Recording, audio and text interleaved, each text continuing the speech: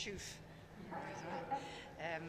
Look, we're going into a really important meeting. I mentioned this morning, first of all, if I could preface it by saying, as we look at the humanitarian situation in Ukraine, I want to salute what journalists are doing on the ground.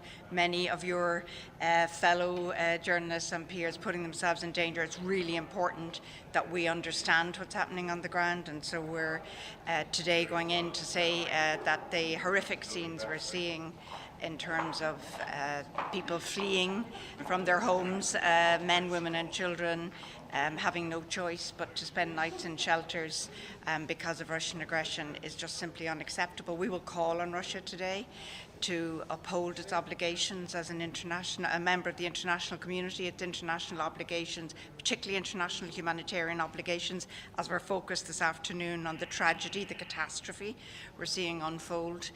We'd also want to support OCHA, and we will hear from Mr. Martin Griffiths, and I know that he has set out 3 clear asks, and we will be fully in support of those this afternoon. That's to ensure that civilians can leave the areas of military operations, safe passage for them.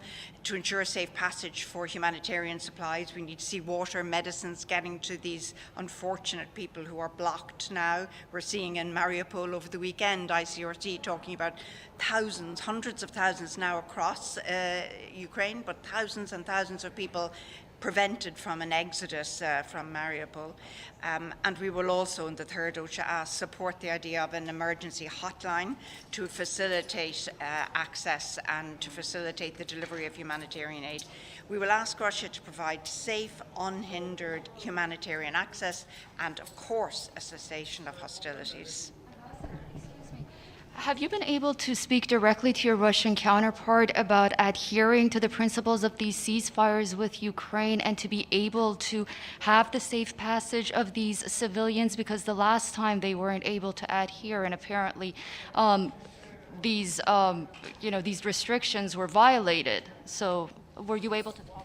Look, we are speaking to all our colleagues at the table all the time. Our views are very clear. I'll admit that what happened at the weekend to us doesn't look like a serious attempt at creating humanitarian corridors, having people only offered one route, and that's into Belarus or Russia. We're calling on the Russian government, and we will say it to our colleagues here today, respect obligations under international humanitarian law. We want to see good faith negotiation and for safe passage of civilians, and above all, a cessation of hostilities. How important to have a resolution in order that you can get the goals or the objectives that you talked about? And do you expect any vote this week, or are negotiations so bad that, yes? Look, I know you've heard from the pen holders on this, France and Mexico. We're supporting all the work underway on this. Ireland's position is always that we are sitting at this council table in order to speak out, to assume a responsibility, and if that responsibility can best be expressed through a resolution, we're all in and all for that. Clearly, what the resolution says has to be really critical. You've seen efforts in the Council last week, you've seen efforts in the General Assembly, different results. We want to see a strong, clear statement.